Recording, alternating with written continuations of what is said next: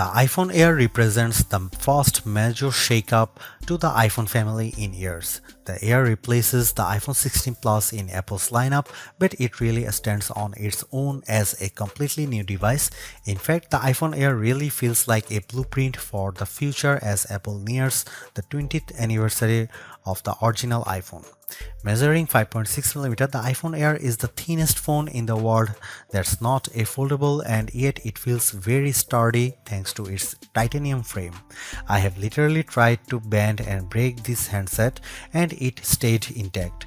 The Air doesn't skimp on performance either, packing an A19 Pro chip for playing demanding games and taking advantage of Apple intelligence. So what's the catch with this super slim Air? There's only a single camera, and while the battery life is pretty solid for something this size, you get less endurance versus the iPhone 17 Pro models. But it might still be the best phone for you, depending on what you are looking for.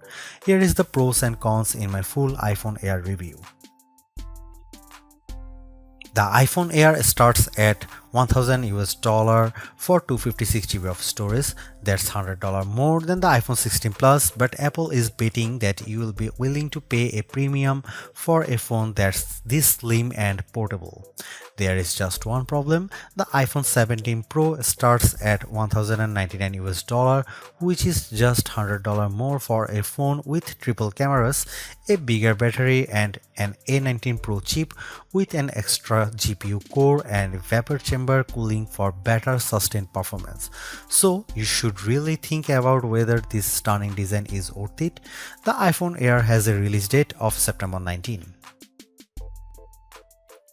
The iPhone Air is so thin and light that you are worried for its safety when you see it from across the room, but you will feel reassured when you put it in your hands. Measuring just 5.64mm thin, the iPhone Air edges out the Samsung Galaxy S25 Edge for the thinnest phone we have tested. The Air is so thin, in fact, that you might forget it's in your front pocket. Well, the whole device isn't this thin. The plateau or camera bump runs across the top of the device and jutes out. At least it doesn't wobble on a table when you press down. Apple purposely crammed all the major components into this area to make room for a larger battery down below. The iPhone Air comes in sky blue, cloud white, light gold, and black. Frankly, the black color makes the design look cheap and not as thin. I preferred the sky blue model I tested, which does a better job of showing off the Air's thin profile. Some have complained that the titanium frame is too shiny, but I don't agree. If you are worried about the durability for a phone this thin, I think you can rest easy. I saw a demo that simulated a band with 130 pounds of force and the iPhone Air shrugged it off. To further fortify the iPhone Air, Apple equipped the phone with a Ceramic Shield 2 display with 3x the scratch resistance of the previous technology and the Ceramic Shield back that's 4x more crack resistant than glass. It is worth noting that the iPhone Air has a single speaker integrated into the earpieces compared to dual speakers for the iPhone 17 and 17 Pro series. During my testing, the Air's speakers got plenty loud when listening to Apple Music, but it did sound tiny at max volume. Some have shared in our YouTube interview with Apple on the iPhone Air that they wish that this phone came in a mini size. I say there is no need, you get the best of both worlds with this device, a large 6.5-inch display in a very pocket-friendly size. And it's a pretty damn good ProMotion screen too, with a rated maximum outdoor brightness of 3000 nits, a 1 to 120Hz refresh rate, and anti-reflection tech built in. Outdoors, I put the iPhone Air up against the Galaxy S25 Edge, playing the same Begonia trailer, and Emma's tone looked brighter, plus there was less glare. The iPhone Air didn't perform quite well as in our lab testing, covering less of the DCI-P3 color space and turning in a slightly worse Delta E accuracy score. The iPhone Air features a single 48 megapixel fusion camera with 2x optical quality zoom. No telephoto, no ultra-wide, but it is a pretty strong performer based on my testing. Just don't expect much more from the 10x digital zoom. The iPhone Air does bring some cool new camera features to the table that are also available on the iPhone 17, 17 Pro and 17 Pro Max.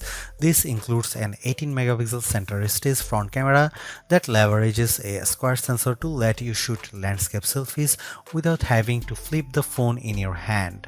Here are some camera samples of the new iPhone Air.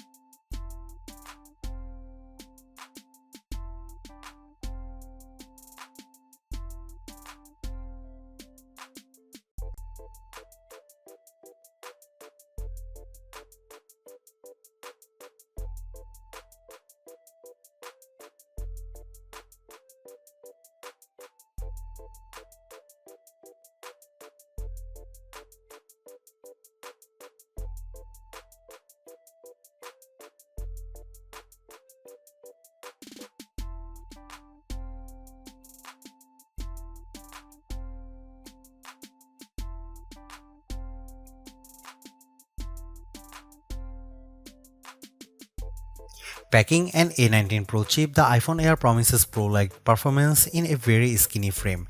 And I say Pro-like because you are limited to 5 GPU cores compared to 6 for the iPhone 17 Pro and Pro Max. I enjoyed smooth performance when playing Destiny Rising, double jumping and using my grenade launcher on multiple enemies while enjoying crisp graphics. I only noticed a drop frame here and there versus the iPhone 17 Pro Max. Speaking of twice, the iPhone Air having one less GPU core does impact benchmark scores.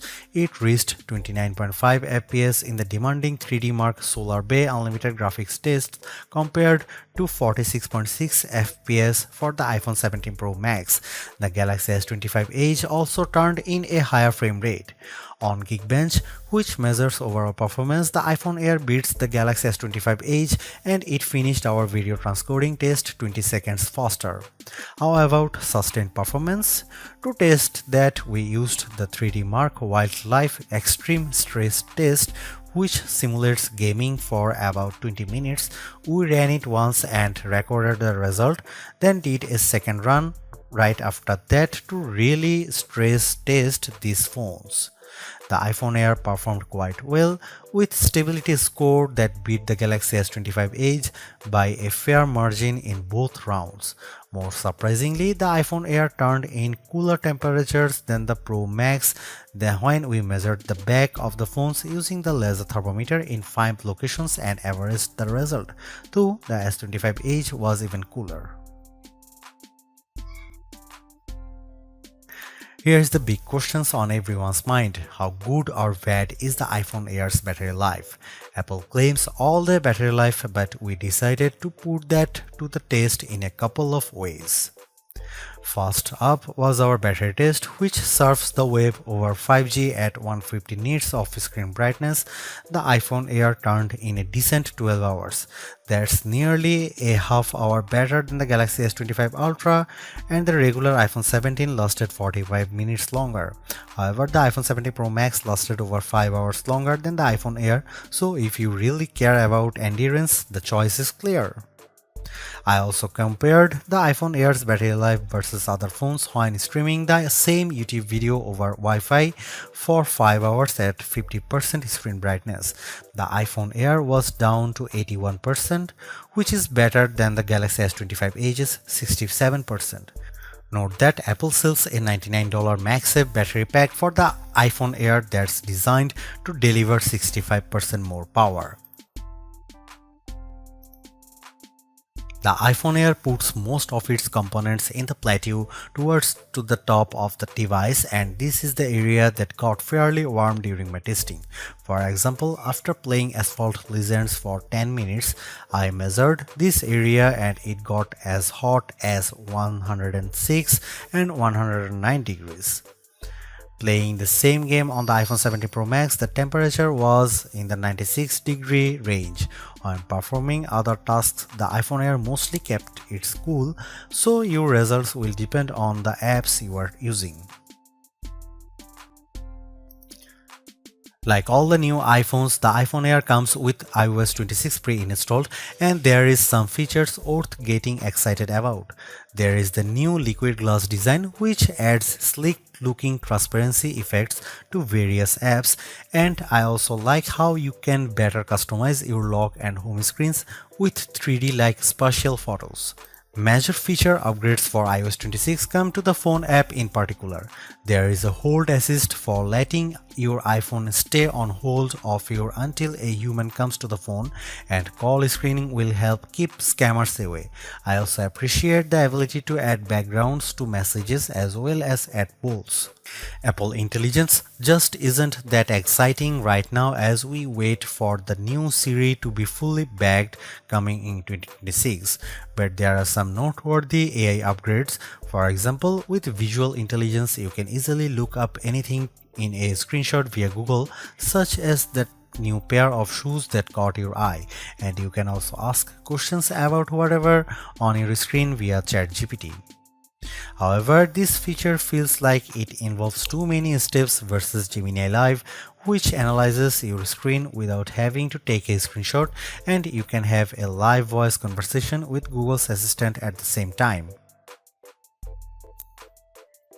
I am torn about the iPhone Air as its remarkable piece of engineering. This design is amazingly thin and light, and Apple deserves serious credit for making it so durable. It feels so strong, I don't think I would bother with a case. I also like how well the iPhone Air performs. No, it doesn't have the graphics might or sustained performance of the iPhone 17 Pro or Pro Max, but it's faster than the Galaxy S25 Edge and remains fairly cool under pressure, and it offers better sustained performance than Samsung's slim phone. However, I don't like the shoppers have to give up both an ultra-wide lens and telephoto zoom with the iPhone Air. At least Samsung gives you an ultra-wide camera that enables macro photography, but the iPhone Air's main 48 megapixel camera is very good overall.